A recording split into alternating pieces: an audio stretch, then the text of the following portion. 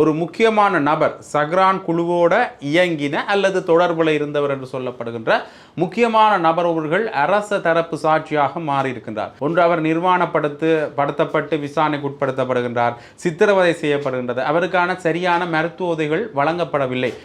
சுரேஷ் செலை அவர்களை மயக்க நிலையில் வைத்து கொண்டு அடுத்த கட்டமாக அவர்கள்ட்ட இருந்து உண்மைகளை வாங்குறது. இதற்கு மனநல மருத்துவர் உட்பட மனநல மருத்துவர் சம்பந்தப்பட்ட குழுக்கள், அதாவது ஒரு மனநல மருத்துவர் பெரிய அளவில் இதற்கு தலைமை தாங்குவார். அதற்கு கீழே 5 பேர் இருப்பார்கள். கிட்டத்தட்ட ஒரு 5 பேர் கொண்ட குழு இதற்காக இயங்க இருக்கின்றது. யார் இங்கே கைது செய்யப்பட போன்றார் என்ற ஒரு கேள்வி எழுகின்றது. என்றால் சஹ்ரானோட இயங்கியவர்கள், சஹ்ரான் யார் சொல்லி சஹ்ரான் செய்தார் என்ற விஷயங்கள் எல்லாம் அந்த குறிப்பிட்ட சாட்சியிலிருந்து எடுக்கப்பட்டிருந்தது என்றால் அடுத்த கட்டமாக கோட்டபாய ராஜபக்சனுடைய கைது நிகழலாமோ என்று எதிர்ப்பு கூறப்படுற ஒரு பின்னணியில் இப்பொழுது ஜனாதிபதிக்கே நேரடியாக உயிர் அச்சுறுத்தல் விடுக்கப்பட்டிருக்கின்றது என்றால் இது பேசப்படும் ஒரு விடயமாக மாறி இருக்கின்றது. தூக்கு தண்டனை மேடைக்கு 2 பணியாளர்கள் அமர்த்தப்பட்டிருக்கின்றார்கள்.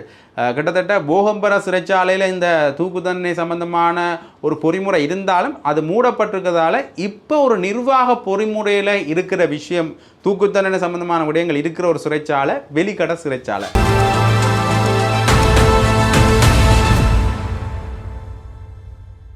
ஜெஃப்னாபடியின் சொந்தங்களுக்கு வணக்கம். உயிர்த்த நேர தாக்குதல் என்பது பேசுபொருளான விடயங்களாகவே தொடர்ந்தும் இருக்கின்றது. ஒவ்வொரு ஆட்சி மாற்றத்தின் பிறகும் இந்த உயிர்த்த நேர தாக்குதல் என்றது பெரிய அளவில் பேசுபொருளாகும். ஆனால் விசாரணைகள் வெவ்வேறு திசைகளில் இயங்கும். மைத்திரிபால சிறிசேன இருக்கின்ற பொழுது ஒரு விதமாகவும், கோட்டபாய ராஜபக்ச வந்த பிறகு சில அதிகாரிகள் இடம் மாற்றப்பட்டு வேறொரு விதமாகவும், மீண்டும் இந்த இடத்துல அன்ரோமார் நாயக்கனுடைய ஆட்சி வந்த பிறகு வேறொரு விதமாகும்.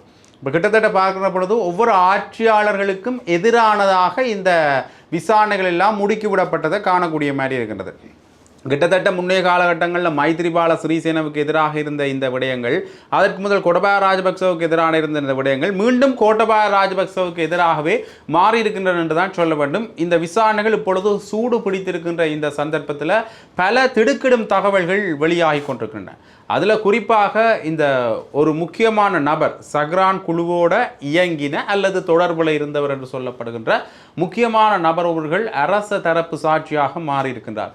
அரச தரப்பு சாட்சியாக மாறிய பிறகு அவர் தன்னுடைய வாக்கு மூலங்களில் இந்த உயிர்த்த நேர தாக்குதல் பின்னணி என்ன, சஹ்ரானோடு இயங்கியவர்கள் யார் என்கின்ற சில விஷயங்களையும், சஹ்ரான் யாருடைய கட்டளையின் கீழ் செயல்பட்டார் என்கின்ற அடிப்படையிலான சில விடயங்களையும் தெரிவித்திருக்கின்றார் என்கின்ற கருத்துக்களும் சமூக பரப்பில் வெளியாகி மிகப்பெரிய அளவிலான அதிர்வலைகளை ஏற்படுத்தி இருக்கின்றன. ஏனென்றால் ஒருவர் அரசு தரப்பு சாட்சியாக மாறுகின்றார் என்றாலே ஒன்று அடுத்த கட்டமான நகர்வுகள் எவ்வாறு அமைய போகின்றன என்ற ஒரு கேள்வி அமையும். ஏனென்றால் அரசு தரப்பு சாட்சியமாக முக்கியமான நபர், அதாவது இதில் சம்பந்தப்பட்டிருக்கின்ற முக்கியமான நபர் மாறுகின்ற பொழுது அடுத்த கட்டமாக ஒரு தீர்ப்பை நெருங்கிவிட்டது என்கின்ற அடிப்படையில் தான் இந்த விடயங்கள் எல்லாம் பார்க்கப்படும். இது இவ்வாறு இருக்கே, இது தீர்ப்பை நெருங்கிவிட்டது, அடுத்த கட்டமாக இதுக்கு முடிவுரை எழுதப்பட்டுவிடும் என்கிற விஷயங்கள் எல்லாம் பேசுபொருளாகின்ற இந்த சூழ்நிலையில் இதனுடைய முக்கிய நபராக கைது செய்யப்பட்ட 2 அதாவது ஒன்று இந்த விஷயத்தில் கைது செய்யப்பட்டதில் பிள்ளையான் இதில் தொடர்படுத்தப்படாவிட்டாலும் கூட சில முக்கிய சாட்சிகளை சொல்லி இருக்கின்றார் என்று அவர்கள் சொல்லியிருந்தார்கள். முக்கிய சில விடயங்களை தெரிவித்திருக்கிறார் என்று. அதே மாதிரி சுரேஷ் செலையும் பிரதானமாக கைது செய்யப்பட்டிருந்தார். அவர்கிட்ட நிறைய விசாரணைகள் மேற்கொள்ளப்பட்டிருந்தன. விசாரணைகள் மேற்கொள்ளப்படுகின்ற பொழுது இருதரப்பு விவாதங்கள் மேற்கொள்ளப்பட்டது. ஒன்று, அவருடைய விசாரணைகள் தொடர்பான பாதகமான விமர்சனங்களும் விசாரணைகள் தொடர்பான சாதகமான விமர்சனங்களும் வந்திருந்தன. ஒன்று, அவர் நிர்வாணப்படுத்தப்பட்டு விசாரணைக்கு உட்படுத்தப்படுகின்றார், சித்திரவதை செய்யப்படுகின்றது, அவருக்கான சரியான மருத்துவ உதவிகள் வழங்கப்படவில்லை என்ற விஷயங்கள் பெரிய அளவில் பேசுபொருளாகின்றன. என்னதான் இந்த விஷயங்கள் பேசுபொருளாக இருந்தாலும் கூட ஒரு 300க்கும் மக்கள், கிட்டத்தட்ட 200க்கும் மேற்பட்ட மக்களை கொலை செய்தவர்களோட இவர்கள் சம்பந்தப்பட்டிருக்கிறார் என்ற அடிப்படையில் பார்க்கின்ற பொழுது, ஒரு குற்றம் சாட்டப்பட்ட நபராக இவரை பார்க்கின்ற பொழுது இந்த பாதகமான விமர்சனங்கள் எல்லாம் தவிடுபொடியாகிறதையும் காணக்கூடிய மாதிரி இருக்கிறது. சரியான விசாரணைகள் மூலமாக ஒரு தண்டனை நோக்கிய நகர்வை மக்கள் எதிர்பார்க்கின்றனர் என்ற வகையிலேயும், கத்தோலிக்க திருச்சபையும் இந்த விடயத்தை எதிர்பார்க்கிறது என்ற வகையிலேயும், இது அவர் என்னதான் விமர்சனங்கள் வந்தாலும் ஒரு குறிப்பிட்ட காலப்பகுதியில் அது நீர்த்து போக செய்யப்பட்டதையும் காணக்கூடிய மாதிரி இருக்கிறது. ஏனென்றால் குறிப்பிட்ட காலப்பகுதியில் அவருடைய மனைவி விமர்சனங்களை முன்வைக்கிறார், அவர்களுடைய தாயார் விமர்சனங்களை முன்வைத்து போராட்டத்தில் குதிக்கின்றார்கள். என்ன, இவருடைய விசாரணைகள் சம்பந்தமான விடயத்தில் மருத்துவம் சரியான இவர்களுக்கு கிடைக்கல என்று சொல்லியிருந்தார்கள். என்னதான் இந்த போராட்டம் இருந்தாலும் ஒரு குறிப்பிட்ட சில நாள்களுக்கு பிறகு மனைவி எங்கேண்டே காணையில் தாயாருடைய போராட்டங்கள் சார்ந்த விஷயங்களையே காண கிடைக்காமல் தான் இருந்தது. அடுத்த கட்டமான விமர்சனங்களே இது தொடர்பாக இழவில்லை, எப்படி பாதகமாக. ஆனால் இன்னொரு விஷயம் ஒன்று இதில் முன்வைக்கப்பட்டது இந்த அரசாங்கத்தில் என்னென்னா சரியான மருத்துவ வசதிகள் அவருக்கு கிடைச்சிருக்கின்றது, சரியான முறையில் தான் இந்த விடயங்கள் எல்லாம் சென்று கொண்டிருக்கின்றன. ஏனென்றால் இந்த விடயங்கள் எல்லாம் நடந்து கொண்டு போகிற இந்த பின்னணியிலேயே இன்னொரு விஷயம் ஒன்று பேசப்பட்டிருந்தது. என்னென்னு பார்த்தீங்கன்னா, இந்த அரசாங்கத்தில் இருக்கிற ஒரு நபரே பிள்ளையான் வெகு சுகாதார முறைமையோடு பார்க்கப்படுகின்றார். பிள்ளையானுக்கு கொடுக்கப்படுற வசதிகளை பார்க்க எனக்கே சிறைச்சாலைக்கு செல்லணும் போல இருந்தன்ற சில விமர்சனங்களும் வந்திருந்தன ஆளும் தரப்பட்ட இருந்து. அப்போ இப்படியாக பார்க்கிற பொழுது இன்னொரு வகையான விசாரணை இப்பொழுது முடுக்கிவிடப்பட்டிருக்கிறது. அந்த விசாரணை எப்படி இருக்க போன்றது என்றால், சுரேஷ் செலை அவர்களை மயக்க நிலையில் வைத்து கொண்டு அடுத்த கட்டமாக அவர்கள்ட்ட இருந்து உண்மைகளை வாங்குறது. இதற்கு மனநல மருத்துவர் உட்பட மனநல மருத்துவர் சம்பந்தப்பட்ட குழுக்கள், அதாவது ஒரு மனநல மருத்துவர் பெரிய அளவில் இதற்கு தலைமை தாங்குவார். அதற்கு கீழே 5 பேர் இருப்பார்கள். கிட்டத்தட்ட ஒரு 5 பேர் கொண்ட குழு இதற்காக இயங்க இருக்கின்றது. முதற்கட்டமாக இவர்களது குடும்பத்தினரோடு அவர்கள் கலந்துரையாட இருக்கின்றார். யார்? சுரேஷ் செலையினுடைய குடும்பத்தினோட. அதற்கான பிரதானமான காரணம் என்னென்னு பார்த்தீங்கன்னா, பெரும்பாலும் குடும்பத்தினர்கிட்ட இருந்து அவருடைய மருத்துவ வரலாறுகள் எடுக்கப்படும். மருத்துவ வரலாறுகள் சொல்லப்படுகின்றது பொழுது அவர்கிட்ட இருக்கிற நோய்கள், இந்த குறிப்பிட்ட மயக்க நிலையான இந்த பரிசோதனை இவருக்கு சாத்தியமா என்ற விஷயங்கள் எல்லாம் எடுக்கப்படும். கிட்டத்தட்ட இந்த விஷயத்துக்கெல்லாம் உயர்நீதிமன்றம் தீர்ப்பளிச்சா அப்புறம் தான் இந்த விடயங்கள் எல்லாம் வந்திருக்கின்றது. ஒரு உத்தரவின் பேரில் எந்த ஒரு நீதிமன்ற உத்தரவும் இல்லாமல் இப்படியான ஒரு விசாரணையை அவர்கிட்ட மேற்கொள்ள முடியாது என்கின்ற அடிப்படையில் அந்த விடயங்கள் எல்லாம் இப்பொழுது பெரிய அளவில் இனி நடக்கலாம் என்று பேசப்படுகின்றது. அடுத்த கட்டமாக குடும்பத்தினருடைய கலந்துரையாடலுக்கு பிறகு சுரேஷ் செலை அவர்கள் இந்த மயக்க நிலையில் வைத்து விசாரணைக்கு உட்படுத்தப்படுவதற்கான வாய்ப்புகள் இருக்கிறது. ஏன்னா முக்கியமாக 2 நபர்கள் தான் பெரிய அளவில் கைது செய்யப்பட்டிருக்கிறார்கள். பிள்ளையான், சுரேஷ் செலை. பூஜித ஜெயசுந்தரவாக இருக்கட்டும், கேமஸ்ரீ பெர்னாண்டோவாக இருக்கட்டும், தீர்ப்பளிக்கப்பட்டவர்கள், மரண தண்டனை வலிக்கப்பட்டு தீர்ப்பளிக்கப்பட்டவர்கள். அவர்கள்ட்ட இனி சில விஷயங்கள் எடுப்பதுன்றது நடக்காத ஒரு விடயமாக தான் இருக்குது. அது மட்டும் இல்லாமல் அவர்கள் தடுக்க தவறினார்கள் என்ற அடிப்படையில் தான் அவர்களை கைது செய்து தண்டனை விதிக்கப்பட்டிருக்க ஒழிய அவர்கள்ட்ட இருந்து எடுப்பதற்கான வாய்ப்புகள் இல்லை. பெரிய அளவில் கைது செய்யப்பட்ட நபர்கள் 2. அதே மாதிரி ஒருவர் அரசு தரப்பு சாட்சியாக மாறியிருக்கிறார். அவரும் நிறைய விஷயங்களை சொல்லியிருக்கார் என்ற விடயங்கள் பார்க்கப்படுகின்றது. ஆகவே இந்த 3 பெரிய வழிகளில் தான் இனி இந்த விசாரணைகள் எல்லாம் பெரிய அளவில் நடத்தப்படுவதற்கான வாய்ப்புகள் இருக்கின்றது. அது மட்டும் இல்லாமல் இது என்னதான் அரசியல் பழிவாங்கல் என்று ஒவ்வொரு ஆட்சியிலையும் குற்றம் சுமத்தப்பட்டாலும் கூட ஒரு வகையில் இந்த ஆட்சியில் ஒரு விசாரணையின் போக்கு மாறி இருக்கின்றது, கொஞ்சம் தீவிரப்படுத்தப்பட்டிருக்கின்றது. அதாவது மைத்ரிபால சிறிசேனுடைய ஆட்சியிலேயோ அல்லது கோட்டபாய ராஜபக்சனுடைய ஆட்சியிலேயோ வேகம் காணாத சில விடயங்கள் இந்த ஆட்சியில் வேகம் கண்டிருக்கின்றது. வேகம் கண்டது மட்டுமே இல்லாமல் அடுத்த கட்ட நகர்வுகளையும் இது காட்டியிருக்கின்றது. அடுத்தாக இந்த சுரேஷ் செலையினுடைய விசாரணையினுடைய அடுத்த கட்டமாக யார் இங்கே கைது செய்யப்பட போன்றார் என்ற ஒரு கேள்வி எழுகின்றது. என்றால் சக்ரானோட இயங்கியவர்கள், சக்ரான் யார் சொல்லி சக்ரான் செய்தார் என்ற விஷயங்கள் எல்லாம் அந்த குறிப்பிட்ட சாட்சியிலிருந்து எடுக்கப்பட்டிருந்தது என்றால், இன்னொரு வகையில் இந்த ஆட்சியாளர்கள் பேசிய விடயம் ஒரு ஆட்சி மாறத்துக்காக இது நிகழ்ந்த என்ற அடிப்படையில் அடுத்தாக கோட்டபாய ராஜபக்சனுடைய கைது எதிர்பார்க்கப்படுகின்ற ஒரு விடயமாக இருக்கின்றது என்ற கேள்வி. என்றால் கோட்டபாய ராஜபக்ச அவர்களே ஒரு ரிட் மனுவை தாக்கல் செய்கிறார் என்ற அடிப்படையில் இனி வருங்காலங்களில் அந்த கைது பேசப்படுகின்ற அல்லது எதிர்பார்க்கப்படுகின்ற ஒரு விடயமாக மாறி இருக்கின்றது. அடுத்த கட்டமாக கோட்டபாய ராஜபக்சனுடைய கைது நிகழலாமோ என்று எதிர்ப்பு கூறப்படுற ஒரு பின்னணியில் இப்பொழுது இருக்கின்ற ஒரு எதிர்பார்ப்பு என்னென்னு பார்த்தீங்கன்னா, சுரேஷ் செலை என்னென்ன விடயங்கள் எல்லாம் சொல்ல போன்றார். கிட்டத்தட்ட இந்த மருத்துவ பரிசோதனையில் முழுமையாக எல்லா விடயங்களையும் தெரிவிப்பாரான்னு கேட்டிங்கன்னா இல்லை. அதனுடைய சதவீதமும் ஓரளவு குறைவாகத்தான் இருக்கின்றது. அது மட்டும் இல்லாமல் இது மீண்டும் உறுதிப்படுத்தப்பட வேண்டும். இது உண்மைத்தன்மையான சில விடயங்கள்லாம் இங்கேருந்து வந்ததா என்றதும் உறுதிப்படுத்தப்பட வேண்டும் 2வது கட்டமாக.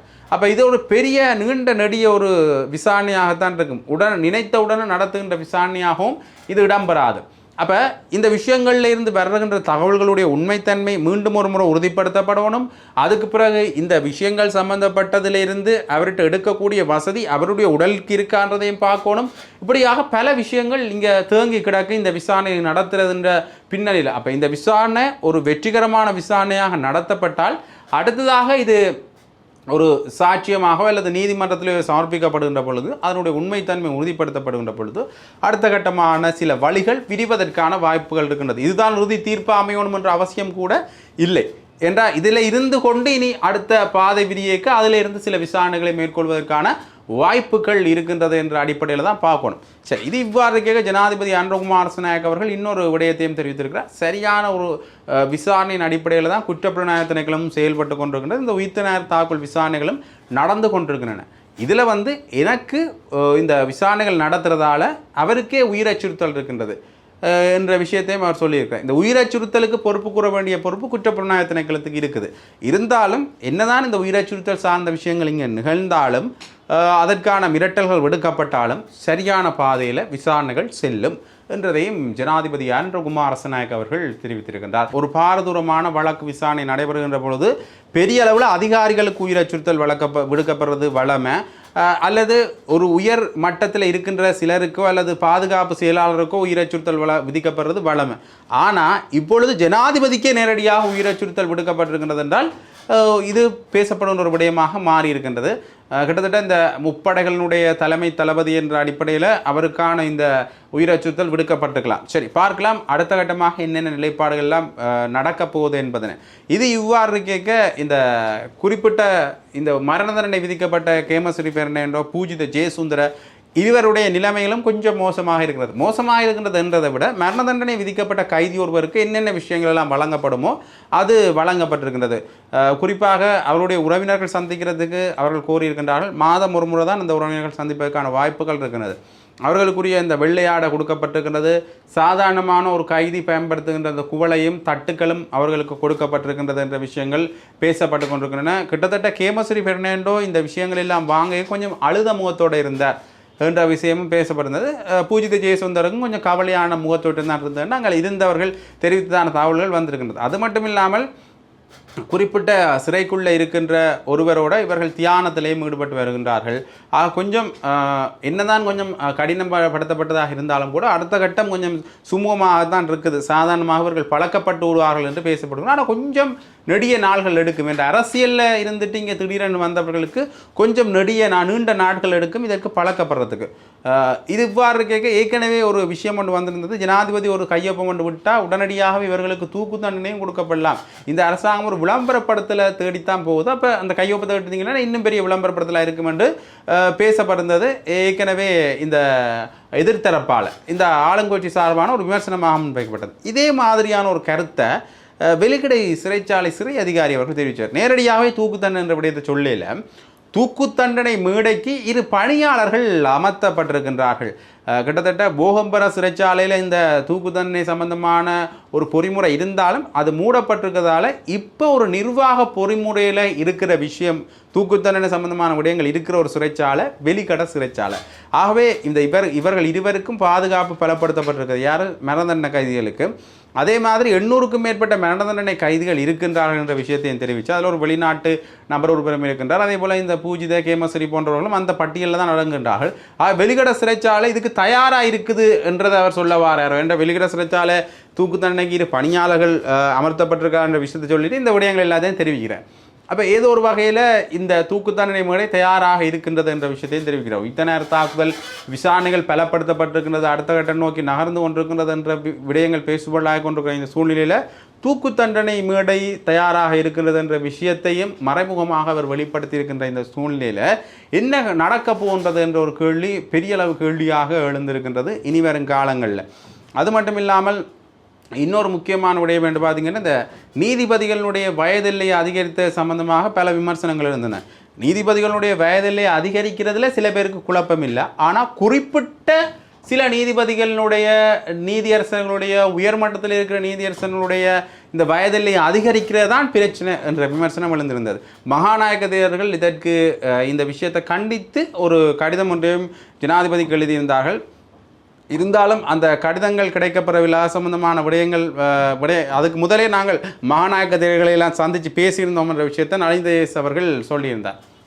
இதுக்கு ஒரு விமர்சன பாணியில் ஒரு கருத்தை உதயகம்மன்பில் அவர்கள் தெரிவித்திருக்காரு என்று பார்த்தீங்கன்னா சில மகாநாயக்க தேர்தல்களுடைய கருத்துக்களை அவர்கள் புறக்கணிக்கின்றார்களோ, இந்த ஆட்சியாளர்கள் புறக்கணிக்கின்றார்களோ, இப்படியான நிலைமைகளில் செல்லக்கூடாது. கிட்டத்தட்ட மகாநாயக்கனுடைய கருத்தை புறக்கணிக்கிறதும் பௌத்தத்தினுடைய சில சித்தாந்தங்களை புறக்கணிக்கிறதும் ஒன்றென்ற அடிப்படையில் உதயகம்மன்பில் அவர்கள் தன்னுடைய கருத்தையும் சொல்லியிருக்கிறார்.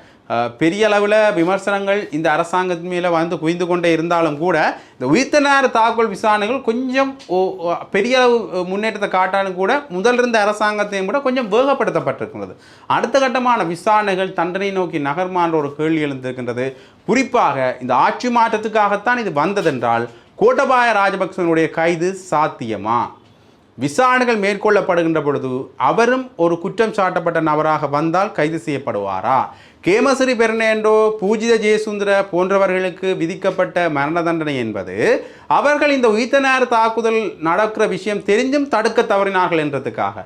அப்போ இவர்கள் நேரடியாக சம்பந்தப்பட்டவர்கள் என்று கைது செய்யப்பட்டால் யாராகவும் இருக்கலாம், கோடபாய ராஜபக்சே இல்லை பிரதான சூத்திரதாரி யாராக இருந்தாலும் அவர்களுக்கு என்ன தண்டனை வழங்கப்படும் என்கின்ற ஒரு கேள்வி மிகப்பெரிய கேள்வியாக விரிந்திருக்கின்றது.